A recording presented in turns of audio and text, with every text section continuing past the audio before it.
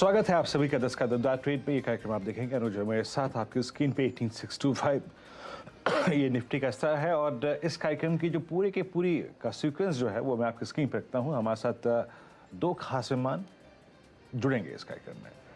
सचितरन उत्तेका trade bull से उनसे करेंगे बातचीत और निर्मल बैंक से हमारे साथ विकास सालू के होंगे। हमारे साथ कविता जी और मानस प्रीवियस कार्यक्रम से अगर आप देखें पहला सौदा से अभी भी शिरकत करेंगे, जुड़े रहेंगे। और आज हमारे साथ बिग मार्केट वॉइसेस की कड़ी में मौजूद होंगे हर्ष उपाध्याय साहब, सीआईओ इक्विटी कोटे के एमसी के, उनसे करेंगे बातचीत। बट निफ्टी अच्छे पुल बैक मोड में, I mean it's 18623, Nifty bank करीब 43272। अनुज, आई थिंक निफ्टी ने समहाउ कल के लोज को डिफेंड करने की कोशिश करी है। कुछ दिग्गज स्टॉक फ्यूचर्स आके अगर आप देखिए पार्टिसिपेट करते हुए, एंड स्पेशली रिलायंस, और एटलीस्ट थोड़ा सा अगर आप देखें निफ्टी 18600 पे स्टेबल हो रहा है। अनुज बिल्कुल वीरू, और इस समय क्लियरली एक स्टेबिलिटी है मार्केट में, और उसके अलावा बैंक निफ्टी में वो जो स्टेबिलिटी है वो एक क्लियरली विजिबल है आपको। मिड कैप इंडेक्स ग्रीन में आने की कोशिश कर रहा है। एक बार जरा निफ्टी फाइनेंशियल सर्विसेज पे ले आइए, 19,250 वो ऑलमोस्ट डे हाई ट्रेजेक्ट्री पर, 19,300 पर काफ़ी कॉल बिल्डअप है यहाँ पर इनफैक्ट, तो वो थोड़ा सा एक ट्रबल करेगा मार्केट को। बड़ी तेज़ी उसके बाद ही निकलेगी, लेकिन अगर वो क्रॉस करेगा यहाँ पर तो एक मेरे को लग रहा है कि तेज़ी आएगी, लेकिन उस पर भी एक नज़र रखेंगे। फिलहाल बैंक निफ्टी में एक अच्छा खासा मोमेंटम है। अब एक काम करते हैं, अपने एक्सपर्ट्स को जोड़ते हैं और फ्रेश ट्रेड्स लेना शुरू करते हैं। सचिन, गुड मॉर्निंग, आपसे स्टार्ट करते हैं। इस समय की ट्रेड आपकी? गुड मॉर्निंग अनुज जी। मुझे लग रहा है यहाँ पर निफ्टी ने जिस तरीके से अपने 5-day एक्सपोनेंशियल मूविंग एवरेज को काटा है वापस, ये सेकंड अटेम्प्ट के बाद काटा हुआ है, तो मुझे लग रहा है थोड़ा सा यहाँ पर कॉशियस रहना ही चाहिए। ओवरऑल अगर हम डेटा अभी भी देखें तो आई थिंक 18,500 के नीचे एक बड़ी वीकनेस आ सकती है, बट फिलहाल जिस तरीके से वीकली स्टैट्स है, ये पर्टिकुलर प्रोबेबिलिटी थोड़ी सी रूल आउट की जा सकती है। And on the higher side I think 18,730 अभी एक हर्डल बन चुका है, तो मुझे लग रहा है यहाँ पर इसी पर्टिकुलर रेंज में ऑस्किलेशन होना चाहिए। एंड निफ्टी बैंक का अगर हम डेटा देखें तो वहां पर भी काफी सिमिलर स्टैट्स है। 43,400 एक ब्रेकआउट पॉइंट हो सकता है, जिसके बाद एक अच्छी सस्टेनेबल रैली या मोमेंटम बिल्टअप नजर आना चाहिए। But on the lower side जिस तरीके से डेटा प्लेस्ड है, 43,000 से लेके 42,900 के आसपास काफी मल्टीपल सपोर्ट्स है, तो आई थिंक दोनों इंडाइसेस इसी पर्टिकुलर जोन्स में ऑस्किलेट होने चाहिए। तो इसी लिहाज से आइडियल स्ट्रैटेजी होगी कि आप एक अच्छा लॉन्ग शॉर्ट कॉम्बिनेशन रखें अगले कुछ दिनों के लिए। एंड जिस तरीके से यहाँ पर आउट परफॉर्मेंस जारी है, कल भी हमने बैंकिंग में से इंडसइंड बैंक को चुना था पहले सौदा इस पर्टिकुलर ट्रेड में। एंड मुझे लग रहा है यहाँ पर एक्सिस का डेटा भी काफी इंटरेस्टिंग हो रहा है। लगातार 6 ट्रेडिंग सेशन से अपने 5-day एक्सपोनेंशियल मूविंग एवरेज को इसने काफी अच्छी तरह रिस्पेक्ट दिया है। 900 के आसपास जो पुट राइटिंग एक्टिविटी है वो भी काफी कॉन्फिडेंट नजर आ रही है। एंड जिस तरीके से अपने लाइफ हाइज के नजदीक है, तो मुझे लग रहा है एक अटेम्प्ट जरूर होना चाहिए टुवर्ड्स दिस लाइफ हाई। तो यहाँ पर एक्सिस बैंक में अभी खरीदारी करने की सलाह होगी। स्टॉप लॉस आपको लगाना है अराउंड 902 पर। पहला टारगेट होगा लगभग अराउंड 920 का, एंड पोजिशनल टारगेट होगा 935 का। On the short side Sun Pharma में एक अच्छी अप मूव नजर आई थी कुछ हफ्तों पहले, बट अगर हम इसका मंथली और वीकली चार्ट देखें तो वहां पर एक क्लासिक नेगेटिव डाइवर्जेंस डेवलप हो रहा था। पिछले 4 दिनों से यहाँ पर काफी बड़ा अंडर परफॉर्मेंस भी आया है काउंटर में। एंड मुझे लग रहा है अगर यहाँ पर पुल बैक आ जाता है तो यहाँ पर अच्छे शॉर्ट्स डिप्लॉय किए जा सकते हैं। तो क्लियरली एक डबल टॉप फॉर्मेशन है, 1060 के आसपास काफी स्टिफ रेजिस्टेंस नजर आ रहा है, तो स्टॉप लॉस आपको 1056 के आसपास लगाना है फ्यूचर में। एंड पुल बैक पे बिकवाली करने की सलाह होगी सन फार्मा इस पर्टिकुलर काउंटर में। इंट्राडे के लिहाज से टारगेट हो सकता है अराउंड 1020 का, बट पोजिशनली 990 के आसपास के स्विंग्स की एक्सपेक्टेशन होगी। डिस्क्लेमर यही होगा कि हमने हमारे क्लाइंट्स को भी ये पर्टिकुलर ट्रेड रेकमेंड किया है, तो यहाँ पर लॉन्ग शॉर्ट कॉम्बिनेशन जरूर रखना चाहिए। जैम ओके, आपका यहाँ पे तर्क है कि आप लॉन्ग शॉर्ट कॉम्बिनेशन रखें स्क्रीन पे। और सन फार्मा याद रखिएगा, आज अपना जो लो है इसका इंट्राडे में वो 20 डे में है, और आपने एक संज्ञा, एक टर्म का इस्तेमाल किया यहाँ पे, डबल टॉप। थोड़ी नेगेटिव पैटर्न होती है ये, और एक्सिस बैंक आपका लॉन्ग है। विकास, गुड मॉर्निंग, कार्यक्रम में स्वागत है आपका। आपके 2 कन्विक्शन कॉल इस वक्त के। Good morning Virendra ji. देखो, मुझे लगता है कि जिस हिसाब से मार्केट में ट्रेंड चल रहा है, मुझे लगता है एक वॉलिटिलिटी देखने मिल सकती है। हालांकि स्टॉक स्पेसिफिक यहाँ पे बहुत अच्छा मोमेंटम देखने मिल सकता है, तो उसमें मेरा पहला रहेगा पीडीलाइट इंडिया, जिसमें एक 2740 का एक ब्रेकआउट आज मॉर्निंग में होने के बाद वो उसके ऊपर ही सस्टेन कर रहा है। मुझे लगता है एक पॉजिटिव विजन यहाँ पे देखने मिल सकता है, और मोमेंटम इंडिकेटर जो है वहां पे भी क्रॉस ओवर देखने मिल रहा है। तो मुझे लगता है 2870 का टारगेट यहाँ पे आते हुए देखने मिल सकता है। नीचे में 2720 का स्टॉप लॉस रिकमेंड करूंगा। ये भी मुझे लगता है कि जिस हिसाब से डेली पे भी इसका एक रिट्रेसमेंट लेवल कंप्लीट होके उसके ऊपर आ रहा है, तो मुझे लगता है कि आज पॉजिटिव विजन यहाँ पे पीडीलाइट इंडिया में कंटिन्यू होते हुए देखने मिलेगी पूरे दिन में आज के। और दूसरा रहेगा रैलिस इंडिया। रैलिस इंडिया में हमने देखा है कि एक साइडवेज मोमेंटम देखने मिला था लास्ट 5 से 4 ट्रेडिंग सेशन में, और उसके बाद उसमें एक वापस 244 का एक ब्रेकआउट, जो रिट्रेसमेंट लेवल है, एक्सटेंशन लेवल है, उसका एक ब्रेकआउट यहाँ पे देखने मिल रहा है। जो 61.80 गोल्डन रेशियो उसके ऊपर वापस वो आ चुका है 244 के। तो मुझे लगता है यहाँ पे 260 के टारगेट के लिए इसको बाय करना चाहिए, और नीचे में स्टॉप लॉस रहेगा 240 का।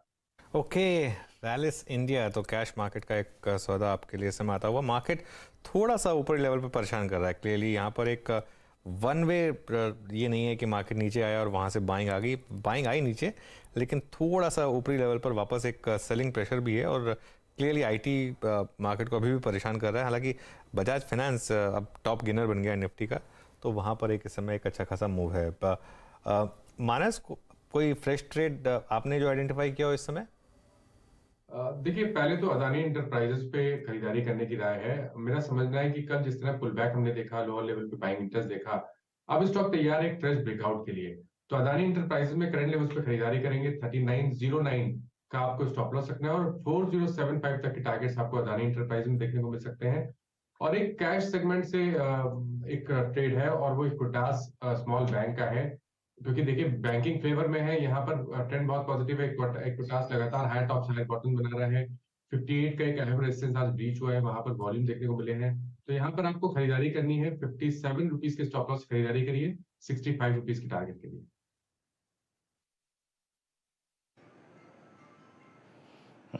आपकी स्क्रीन पर देखिए इक्विटास स्मॉल फाइनेंस बैंक, इस पे एक बाय कॉल है आपका। और कविता जी, आपके 2 कॉल्स अगर इस वक्त के जोड़ने हों और कन्विक्शन के साथ, इंडिसेस पे बहुत बड़े स्विंग विजिबल नहीं है, बट स्टिल अगर आप देखें वो लेवल्स को होल्ड कर रहे हैं, आपके 2 कन्विक्शन कॉल्स? या वीरेन जी, सो कन्वेक्शन इज लाइक एफएमसीजी में एचयूएल जो है वो काफी अच्छा प्लेस्ड लगा है। ऑन डेली चार्ट आप अगर देखें पिछले 2 दिन की गिरावट के बाद स्टॉक ने एक बहुत अच्छा मॉर्निंग स्टार फॉर्मेशन अंडर इस लाइक प्रीएम्प्ट कह रही हूं मैं, बट अपने 10 डेमास को इसने बहुत अच्छे से होल्ड किया और वहां से पुल बैक लेता हुआ दिख रहा है। मुझे लगता है इसमें स्ट्रेंथ बढ़ना चाहिए। 2647 के लेवल्स पर फिलहाल है।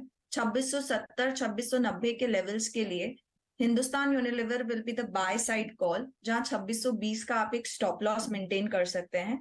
Another call short long combination में देखें तो बायोकॉन में वीकनेस दिखती है। बायोकॉन का चार्ट सेटअप आप देखें, कंटिन्यूसली ये अपने सारे एवरेजेस के नीचे ट्रेड करता हुआ दिख रहा है, और इसकी आरएसआई स्ट्रेंथ भी वीक होते हुए दिखी है। तो सेल ऑन राइज का अप्रोच रख सकते हैं ऊपर में 281.80 के नीचे जब तक ये ट्रेड कर रहा है, वहां पर आप सेल ऑन राइज का अप्रोच रखें। मुझे लगता है 276 274 तक के लेवल्स हम बायोकॉन में देख सकते हैं। तो sell on rise until it is trading below 281।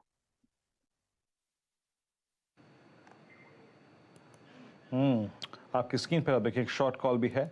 इस बीच आप लिखाइए डेल्टा कॉप 236.10, और मैं देखिए इस चार्ट को बहुत बहुत बारीकी से ट्रैक भी करता हूं। मैं इसको एक चीज़ तो कह सकता हूं, इसमें एक एक्यूट स्ट्रेंथ होती है अबाउट 240 हिस्टोरिकली भी, और वो मैं इनफैक्ट जुलाई 2021 से जब ट्रैक कर रहा हूँ, और वीकनेस परसिस्ट करती है below 240। Weakness in the sense कि क्लियरली इस चार्ट को आप 2 भागों में बाइफर्केट कर सकते हैं।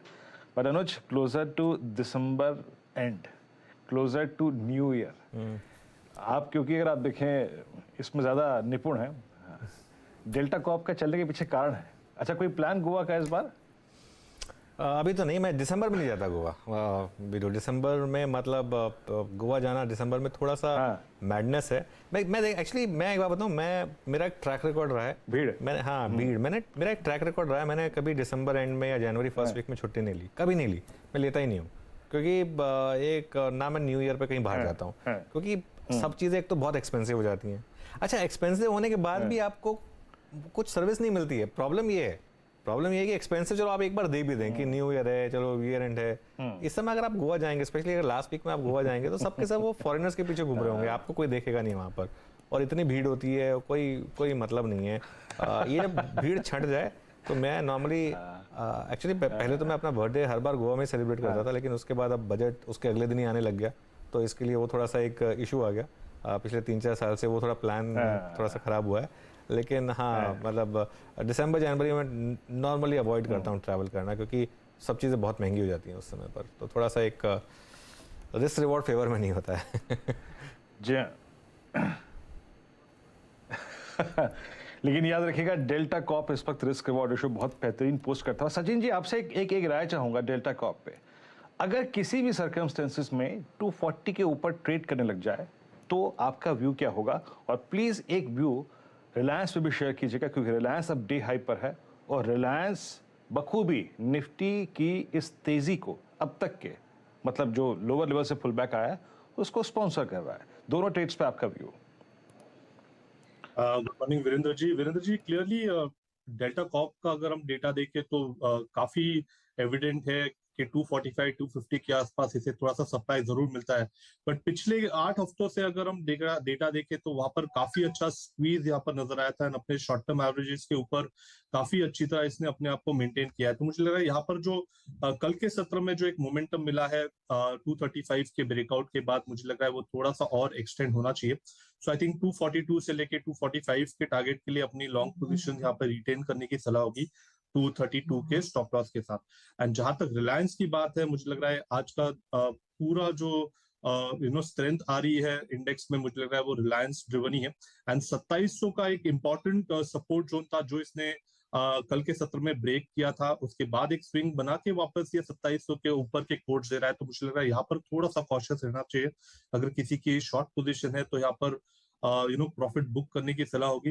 लगभग 15 मिनट्स चार्ट पे एक क्लासिक फॉलिंग वेज फॉर्मेशन है जिसकी ब्रेकआउट लेवल लगभग अराउंड 2715 के आसपास है। तो मुझे लग रहा है 2715 अगर निकल जाता है तो वापस 2750 के आसपास के कुछ स्विंग्स बन सकते हैं पोजिशनली। तो यहाँ पर इमीडिएट बेसिस पे अगर किसी की शॉर्ट्स है तो कवर करने की सलाह होगी। जी, ये रिलायंस पे आपका व्यू था और आपके स्क्रीन पे इस तरह डिस्क्लेमर है। लेकिन याद रखिएगा, एक स्टॉक जिसपे इस कार्यक्रम में, इस मंच पे बात बहुत हुई है और जिसने वो कहते हैं ना एकला चलो, आई मीन केमिकल बास्केट में मैं यूपीएल का जिक्र कर रहा हूँ। और तमाम अगर आप देखें टर्बुलेंस के बावजूद, आई मीन यूपीएल ने अपने आप को बहुत ही स्ट्रांगली प्लेस्ड रखा हायर लेवल्स पे। अभी ये आपके स्क्रीन पे 1% नीचे है, बट मैं इसीलिए प्रश्न कर रहा था और मानस से ये प्रश्न पूछने जा भी रहा था। मानस, इसकी प्लेसमेंट बहुत स्ट्रांग है और आप यकीन मानिए मई 2021 से ये जो इनफैक्ट कहीं ना कहीं एक फ्लैग विजिबल है या फिर एक जो स्लोपिंग डाउनवर्ड चैनल जो बाइसेक्ट होने की तैयारी कर रही है, मेरे ख्याल से 800-805 के ऊपर, क्या उसको ग्रैब करने का अभी भी वक्त है? You take on UPL. और अगर आप फ्यूचर्स में न जाके अगर कोई ऑप्शन ट्रेड करना चाहें तो उस लिहाज से आपका व्यू क्या है? देखिए, यूपीएल पे मैंने आई थिंक परसों एक बाय रिकमेंडेशन दिया था। कल मॉर्निंग में जो 7 o'clock का शो था उसमें भी टारगेट 805 रुपए के दिए थे, तो वो टारगेट ऑलरेडी अचीव हो चुके हैं। अब देखिए वीरेंद्र जी, दिक्कत ये है कि जो अगस्त के हाइज हैं उसके आसपास ही ट्रेड कर रहा है, तो 804 और 805 को ब्रेक करना जरूरी है। अगर वो लेवल्स ब्रेक होंगे अब तभी खरीदारी करनी चाहिए। अगर 806 रुपए के ऊपर निकले तब आप खरीदारी कर सकते हैं, क्योंकि उसके बाद तो आपको करीब 50-60 रुपए का आपको देखने को मिलेगा। उससे पहले अगर आपके पास लॉन्ग पोजीशन है तो आप बने रह सकते हैं। स्टॉप लॉस एक स्ट्रिक्ट स्टॉप लॉस रखिए 785 का, अगर उसके नीचे जाए तो आपको लॉन्ग पोजीशन से निकलना पड़ेगा। चलिए, ये इस समय यूपीएल पर एक कॉल, मिड कैप इंडेक्स थोड़ा सा एक ग्रीन में है। अच्छा, अदानी एंटरप्राइजेस पर एक कॉल आई थी और ये अब इस समय करीब 2.25% का मूव, 4019। मानस, इनफैक्ट आपने ही दी थी शायद अदानी एंटरप्राइजेस पर ये कॉल अभी। जी, तो अपडेट दीजिए इस पर। ये तो आपके बोलने के बाद ही एकदम से फराटा मूव इसमें।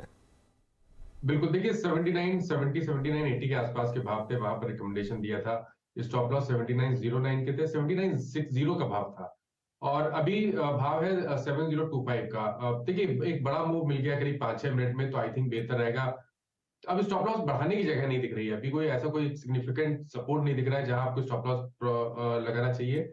आई थिंक बेहतर रहेगा कि 50-60 रुपए का मूव आपको ऑलरेडी देखने को मिल गया है इंट्राडे सेशन में, तो एक बार प्रॉफिट बुक कर लें इंट्राडे के ट्रेडर्स। लेकिन अगर आपके पास ये पोजीशन है, तब तो मैं तो समझता हूँ कि शायद जो पिछले हाईज 4100 के आसपास के थे, इस बार तो अदानी इंटरप्राइजेस को ब्रेक करेगा, 4300 4350 के आसपास जाने की कोशिश करेगा।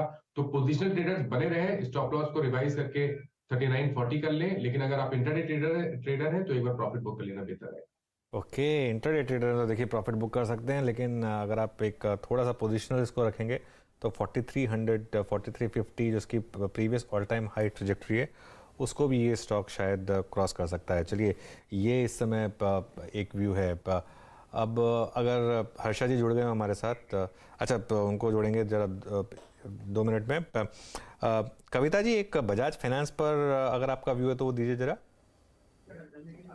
ओके, सो बजाज फाइनेंस हमने इसके पहले शो में भी डिस्कस किया, बट राइट नाउ अगर आप देखें तो ये अपने एक प्रीवियस मूव के 38% रिट्रेसमेंट पर खड़ा है। मुझे लगता है इसमें एक बड़ा मूव जो आते हुए दिखेगा, वंस ये 6850 के लेवल को क्रॉस कर पाएगा, तब इसमें एक अच्छा बड़ा मूव हम एक्सपेक्ट कर सकते हैं।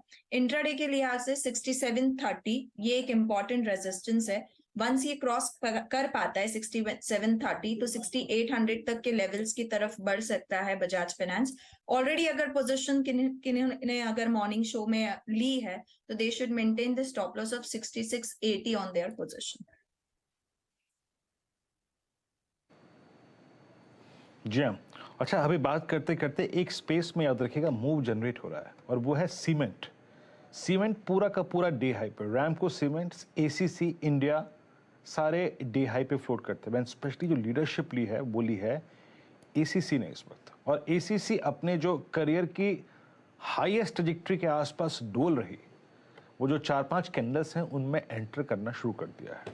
मानस, आपने आई होप ये बात को देखा हो, पिछले कुछ दिनों देर में 21 सितंबर की कैंडल के अंदर एंटर कर चुका है। इनफैक्ट इसी सितंबर के फर्स्ट, सेकंड, थर्ड वीक में ये वाइल्ड कैंडल्स हैं। अब उसमें डिसाइसिवली एंटर करना, मानस कितना इंप्रेस कर रहा है आपको, और आपका एसीसी पर व्यू, या फिर कोई अगर इसी सीमेंट स्पेस में और कॉल है तो बताइएगा। देखिए, सबसे बेहतरीन तो डेफिनेटली एसीसी है, क्योंकि यहाँ पर बहुत क्लियर ट्रेंड दिख रहा है, हायर टॉप्स हायर बॉटम्स का ट्रेंड है। 2 दिनों का जो रेजिस्टेंस था उसको स्टॉक ने ब्रीच किया है। मेरा समझना है कि ये अब तो 2750 की तरफ दौड़ने की कोशिश कर रहा है, और बेहतर रहेगा कि अब अगर आपको एक ट्रेड लेना हो तो कॉल ऑप्शन में एक ट्रेड लेना चाहिए। एट द मनी 2640 का कॉल ऑप्शन ले सकते हैं। 85 रुपए 85 रुपीज के आसपास ट्रेड हो रहा है। यहाँ पर 70 रुपए के स्टॉप लॉस से खरीदारी करिए, 125 रुपए तक के टारगेट्स आपको देखने को मिल सकते हैं। चलिए, ठीक है। एसीसी इस समय यहाँ पर एक ट्रेड करता हुआ, कुछ देर में हर्षा उपाध्याय जी को जोड़ेंगे हम हमारे साथ, लेकिन उससे पहले 2-3 ट्रेड्स और देख लेते हैं। अदानी में तो खैर वो मूव ज़बरदस्त हमने स्पॉट किया, मानस ने बहुत ही सही टाइम पर उस मूव को स्पॉट किया और वहाँ से एक अच्छा खासा मूव। अच्छा, मेटल्स में थोड़ी सी वीकनेस है, टाटा स्टील, हिंडाल्को, ये दोनों के दोनों इस समय डेज लो पर, और उसके अलावा आईटी में वीकनेस है। इन्फोसिस भी इस समय डे लो पर। सचिन, एक बार जरा इन्फोसिस देखिए, ये जो एक मूव आया, ये काउंटर ट्रेंड मूव था जो खत्म हुआ है, या आज की डिक्लाइन बाइंग अपॉर्चुनिटी है? किस तरीके से अप्रोच करेंगे इसको?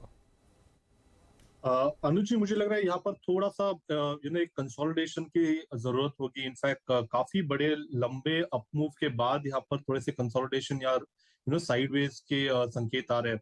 सो लगभग आई थिंक जो बॉटम बनाया था सितंबर 30 के आसपास, वहां से एक अच्छी higher top higher bottom sequence ongoing थी, एंड ये पर्टिकुलर सीक्वेंस का पहली बार जो एक प्रीवियस स्विंग लो है जो 1620 के आसपास है, ये पर्टिकुलर स्विंग लो पहली बार यहाँ पर रीटेस्ट हो रहा है। तो इमीडिएट बेसिस पे तो मुझे लग रहा है जल्दबाजी नहीं करनी चाहिए।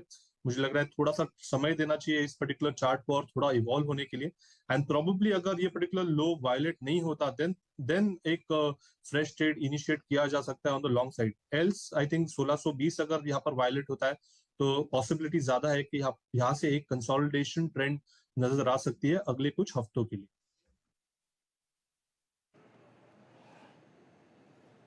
इन्फोसिस आपकी स्क्रीन पर आप देखें तो ये जिन्हें प्रश्न आईटी दिग्गज पे किया। 1-2 स्टॉक्स और देख लीजिए जो कि यहाँ पे कोलैप्स हो रहे हैं। जरा प्लीज एक बार निफ्टी ऑटो लेके आइएगा आज। आज सुबह से हम बात भी कर रहे हैं निफ्टी ऑटो को लेकर, ऑटो के स्टॉक्स को लेकर। निफ्टी ऑटो इट्स 12953 और टेक्निकली निफ्टी ऑटो जो है अब इस वक्त 50 day exponential moving average breach करता हुआ, और यहाँ पे वीकनेस वाकई आप देखिए करके स्टॉक्स में बड़ी है। एक बार आप मारुति लेके आइए, फिर आप लेके आइए अभी कुछ दिन पहले जब पुट्स के स्टैट्स देख रहा था तो हीरो मोटोकॉर्प 2778 पर एक टिपिकल फ्लैग का ब्रेकडाउन यहाँ पर। कविता जी, हीरो मोटोकॉर्प पे आपका व्यू? डे लो पर शार्प फॉल और आपकी स्क्रीन पर इस वक्त 10 day exponential moving average wallet करके नीचे आता हुआ। आपका व्यू इस वक्त क्या है हीरो मोटोकॉर्प पे या फिर किसी और ऑटो स्टॉक्स पे, अगर कोई शॉर्टिंग का व्यू हो तो? See, Hero MotoCorp is like you rightly said, अपने 10 days मूविंग एवरेज के नीचे निकला है। मुझे लगता है 20 डेज मूविंग एवरेज पर एक हॉरिजॉन्टल सपोर्ट भी है, वहां तक ये स्किट होता हुआ दिख सकता है।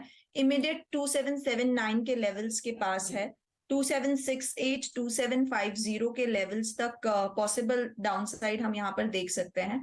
स्टॉप लॉस आपको स्ट्रिक्ट मेंटेन करना चाहिए, दैट इज ऑफ 2795 का। अंटिल उसके नीचे ट्रेड कर रहा है, हीरो मोटोकॉर्प फर्दर नीचे की तरफ ट्रेड होता हुआ दिख सकता है। चलिए ठीक है, तो ये इस समय मार्केट में इस समय मूव करीब 45 पॉइंट नीचे मिड कैप इंडेक्स, तो खास एक मूव यहाँ पर आ नहीं रहा है, लेकिन 2-3 स्टॉक्स इस समय एक अच्छा मूव आपको दिखा रहे हैं। तो खैर पीएनबी की बात की थी, हालांकि वो बैन से बाहर आया तो एक टेक्निकल मूव भी हो सकता है। अच्छा, एक बार जरा स्टॉक लेकर आइए इजी ट्रिप का, एक बार जरा इजी ट्रिप का स्टॉक लेकर आइए। यहाँ पर आपको याद होगा एक बहुत बड़ी रैली आई थी, करीब निचले लेवल से 50-60% की रैली आई थी, वो जब स्टॉक स्प्लिट और बोनस का जब एक्स डेट आया था उसके बाद। इस समय करीब 6.5% नीचे इस समय इजी ट्रिप का स्टॉक का। ये देखिए, ये 1 महीने का मूव अभी भी ग्रीन में है। वो एक जो मूव आया था वो ज़बरदस्त मूव था, जो काफ़ी ऊपर लेके गया था इस स्टॉक को, लेकिन इस समय ये स्टॉक हल्का सा नीचे आ रहा है। मानस, थोड़ी लिमिटेड हिस्ट्री होगी इसकी, लेकिन इसका जरा चार्ट देख कर बता सकते हैं तो? देखिए, चार्ट पे तो स्टॉक वीक लग रहा है क्योंकि बहुत ज्यादा हिस्ट्री नहीं है, इसलिए कोई बहुत बड़ा व्यू नहीं, लेकिन शॉर्ट टर्म के हिसाब से मेरा समझ है कि शायद यहाँ पर करेक्शन अभी थोड़ा और डीप होगा और आपको 52 तक के भाव देखने को मिल सकते हैं। तो आई थिंक इस डिप पे खरीदारी नहीं करनी है, खरीदारी करनी है तो केवल ब्रेकआउट पे 61 रुपीज के ऊपर करें और नीचे की तरफ 52 रुपीज के आसपास देखें। अगर वहां पर सपोर्ट ले तो फिर वहां पर भी आप एक बार चांस ले सकते हैं, लेकिन मैं प्रेफर करूंगा कि केवल ब्रेकआउट जब रिवर्सल के साइन 61 के ऊपर देखने को मिले तभी खरीदारी करें।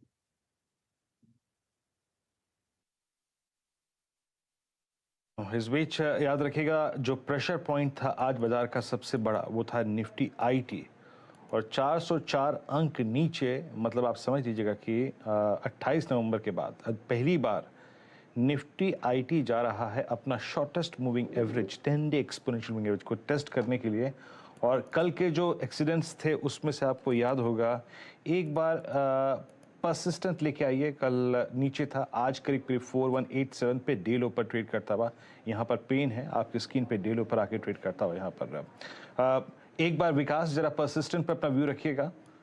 कल हालांकि लेटर हाफ में थोड़ी सी कवरिंग आ गई थी, बट अब कल के लो को वॉलेट करके ट्रेड करता हुआ। निफ्टी आईटी डे लो 410 अंक नीचे, आपका परसिस्टेंट पर व्यू? अब देखो, ओवरऑल आईटी में थोड़ा सा प्रॉब्लम देखने मिल रहा है, सब ओवरबॉट जोन में जा चुके थे। परसिस्टेंट में भी हमने देखा था कि लास्ट 3 ट्रेडिंग सेशन में एक ओवरबॉट जोन के अंदर ही ट्रेड कर रहा था, वहां पे थोड़ा सा प्रॉफिट बुकिंग देखने मिल सकता है। यहाँ पे नीचे अभी उसने जो इंपॉर्टेंट लेवल है 4230 का, उसके नीचे आज सुबह से ट्रेड कर रहा है, तो मुझे लगता है थोड़ा जो सपोर्ट था उसको ब्रेक करके उसके नीचे ट्रेड कर रहा है, तो यहाँ पे एक प्रेशर बिल्ड होते हुए देखने मिलेगा। नीचे में भी नेक्स्ट इमीडिएट सपोर्ट जो इसमें देखने मिल रहा है वो 4130 4120 का है नीचे की तरफ। तो मुझे लगता है जो प्रेशर है वो थोड़ा सा यहाँ पे बढ़ते हुए देखने मिलेगा। तो नीचे के साइड जिनके पास अगर शॉर्ट पोजीशन है और जिनके पास पोजीशन है, तो मुझे लगता है यहाँ से एक प्रेशर बिल्ड होते हुए देखने मिलेगा। तो नेक्स्ट सपोर्ट यहाँ पे देखने मिल सकता है 4130 का, और ऊपर में अभी जो रेजिस्टेंस बेस इंट्राडे बेस पे देखने मिलेगा वो 4230 का है। तो मुझे लगता है ओवरऑल यहाँ पे जो इसका जो वीकनेस है वो कंटिन्यू होते हुए देखने मिल सकता है।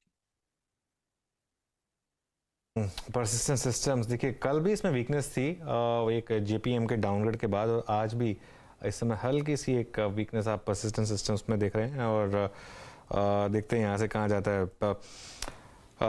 वीरू, बहुत इंटरेस्टिंग है मार्केट इस समय, क्योंकि 18626 निफ्टी पर तो ऑलमोस्ट डेज हाई पर ही हैं हम, लेकिन ज़्यादा बिल्ड नहीं कर रहे हैं।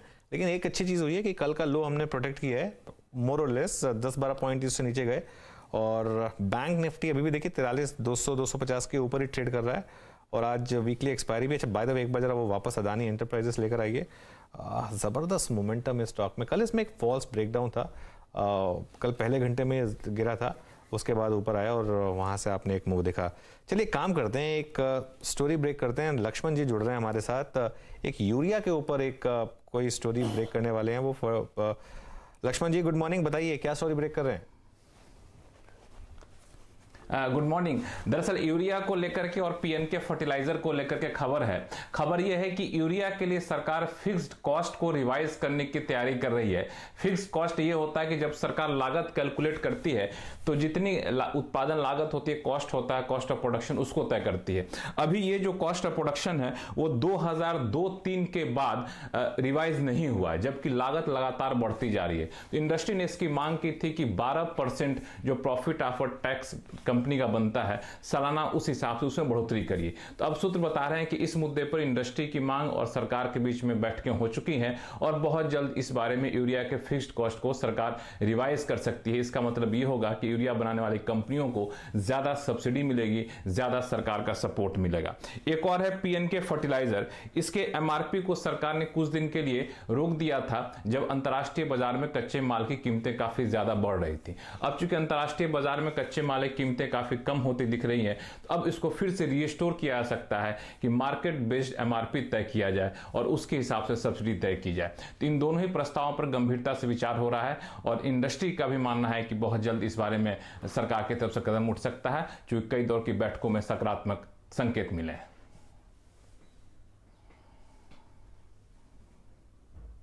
और इस खबर का अगर आप देखें स्ट्रॉन्ग इम्पैक्ट, देखिए खबर का क्रक्स ये है कि जो मिनिमम कॉस्ट स्ट्रक्चर है, जो पैमाने हैं, उसको बढ़ाने पर विचार कर रही है सरकार। और इसका अगर आप देखें इम्पैक्ट, लुक एट राष्ट्रीय केमिकल फर्टिलाइजर्स, एनएफएल, दोनों को देखिए। एंड स्पेशली एक बार जरा लक्ष्मण जी, हमारे पे कार्यक्रम में समय की कमी है, लेकिन मैं इन दोनों स्टॉक्स पर डाल लेता हूँ। लुक एट आरसीएफ, इस खबर के बाद क्या सुपर स्विंग इस स्टॉक में आया है। राष्ट्रीय केमिकल फर्टिलाइजर्स आपकी स्क्रीन पर 128.10। Sachin, it's a typical flag और आई थिंक खबर का बहुत स्ट्रॉन्ग इम्पैक्ट। अगर 128 की ये ट्रेजेक्ट्री, 129 की ट्रेजेक्ट्री, जो कि 28 नवंबर का हाई भी है, पार करे तो कहां तक का स्विंग विजिबल है इसमें? Virendra ji, clearly I think इसका जो लाइफ हाई है 153-155 के आसपास, उसी के प्रोबेबल टारगेट्स यहाँ पर नजर आ रहे हैं। फ्लैग फॉर्मेशन एक काफी राइट टाइम पे हुआ है। इनफैक्ट कुछ हफ्तों पहले यहाँ पर एक inverse head and shoulder formation था 105 के आसपास, वो एक्टिवेट हुआ था। उसके बाद एक अच्छी मूव आई है, कंसोलिडेशन में अभी फ्रेश ब्रेकआउट हो रहा है। तो डेफिनेटली इस पर्टिकुलर मोमेंटम को भी चेस किया जा सकता है 118 के स्टॉप लॉस के साथ 155 के टारगेट के लिए। चलिए, तो राष्ट्रीय केमिकल फर्टिलाइजर्स, एनएफएल, दोनों इस खबर के बाद स्ट्रॉन्ग इम्पैक्ट देते हुए डे हाई पर दोनों ही ट्रेड करते हुए। आप सभी का इस कार्यक्रम में शामिल होने के लिए और सभी स्टॉक्स और इंडस्ट्रीज पर अपनी राय रखने के लिए बहुत बहुत शुक्रिया। कविता जी आपका, विकास जी, सचिन जी और साथ ही साथ मानस जी। आज बिग मार्केट वॉइसेस में बातचीत नहीं हो पाई हर्ष उपाध्याय जी से, लेकिन हाँ, कुछ देर में इसी कार्यक्रम में जोड़ने की कोशिश करेंगे। चलते हैं अब नीरज जी के पास। नीरज जी को बहुत प्यार से, स्नेह से निफ्टी को 18,630 की ट्रेजेक्टरी में हैंडओवर कर देते हैं। Neeraj ji, over to you. 18,630 और लेकिन अभी भी देखिए एडवांस डिक्लाइन सपोर्ट कर रहा है, बड़े वाले शेयरों की संख्या ज़्यादा है।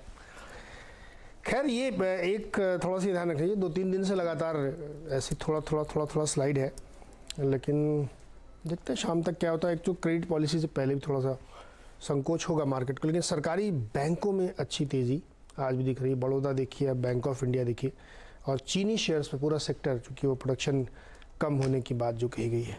बहरहाल बहुत सारे सवाल होंगे, उनके जवाब लेंगे और अभी वक्त जो आप ट्रेड बनाना चाहते हैं उस पर बातचीत करेंगे। छोटा सा हेडलाइंस पढ़ते हैं, उसके बाद फिर आपके पास सवालों के लिए आते हैं।